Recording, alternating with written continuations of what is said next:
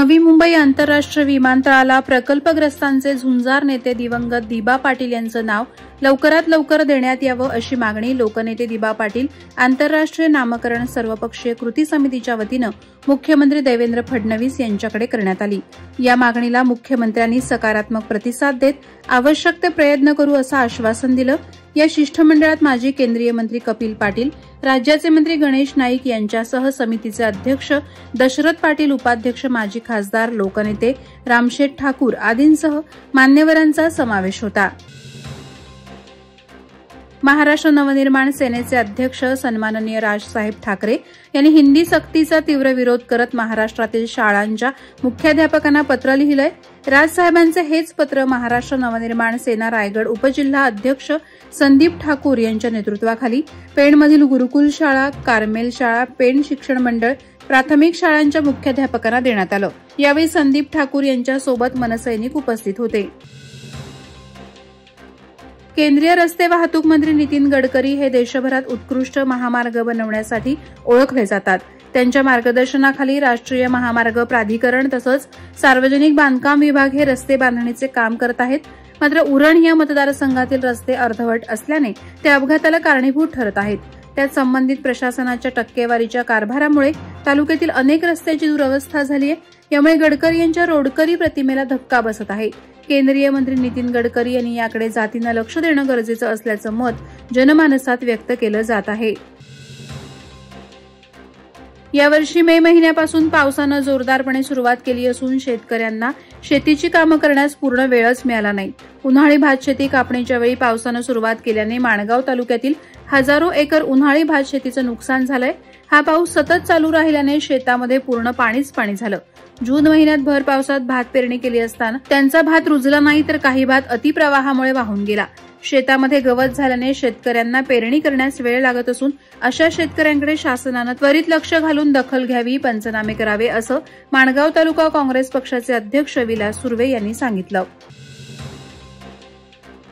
खारघरमधील एका नामांकित गृहनिर्माण सोसायटी IRS दर्जाच्या अधिकाऱ्यांच्या दादागिरीमुळे रहिवासी त्रस्त झाल्याची तक्रार एका महिलेनं केली।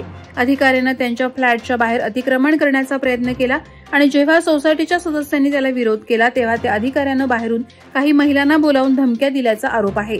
संपूर्ण प्रकार सीसीटीव्हीत कैद झालाय। रहिवाशांचा आरोप आहे की संबंधित अधिकारी आपल्या अधिकाऱ्याच्या पदाचा गैरवापर करत बेकायदेशीर बांधकाम करत होते। याबाबत कारवाईची मागणी रहिवाशांकडून होत आहे। जागतिक पर्यावरण दिनाचं औचित्य साधून रसायनी पाताळगंगा या परिसरातील Birla carbon India private limited, Patalganga, Prasol chemical limited आणि जिंदाल स्टेनलेस स्टील वाशिवली रसायनी पाताळगंगा यांच्या मदतीनं लोहाब ते चौक रोड, वाशिवली ते बोरिवली, लोहाब ते माझगाव येथील रस्त्याच्या बाजूला वृक्ष लागवड करण्यात आली।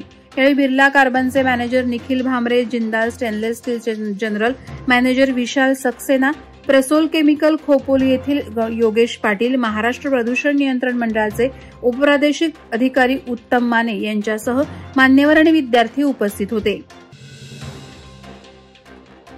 योगा होगा तो सब होगा।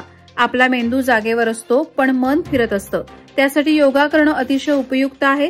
त्यामुळे जीवनात स्वास्थ्य निर्माण होण्यासाठी योगा करा असं आवाहन डॉ. निवेदिता श्रेयांश यांनी केलं। रसायनी येथील शैक्षणिक संस्थेच्या सभागृहात योगा दिनाचे औचित्य साधून योगा शिबिराचं आयोजन केलं होतं। त्याप्रसंगी पिल्लई ग्रुप ऑफ इन्स्टिट्यूशनच्या जनसंपर्क अधिकारी डॉ. निवेदिता श्रेयांश बोलत होत्या। पंतप्रधान नरेंद्र मोदी यांनी योगाला आंतरराष्ट्रीय पातळीवर मान्यता मिळवून जगात नावलौकिक मिळवून दिल्याचं उपस्थित यांनी सांगून योगाचं महत्त्व विशद केलंय। मराठी माणसाच्या अस्मितेसाठी उभ्या राहिलेल्या शिवसेना या जाज्वल्य चळवळीच्या 59व्या वर्धापन दिनाचं औचित्य साधून शिवसेना उद्धव बाळासाहेब ठाकरे पक्षाच्या नव्या संपर्क कार्यालयाचे भव्य उद्घाटन अलिबागमध्ये करण्यात आलं। बँक ऑफ महाराष्ट्राच्या समोर उभारण्यात आलेल्या या कार्यालयाचं उद्घाटन जिल्हाप्रमुख सुरेंद्र म्हात्रे आणि संपर्क प्रमुख प्रसाद भोईर यांच्या हस्ते करण्यात आलं। त्यावेळी उपस्थित कार्यकर्त्यांमध्ये उत्साह दिसून आला। वादळवारा लाईव्हसाठी न्यूज ब्युरो, रायगड।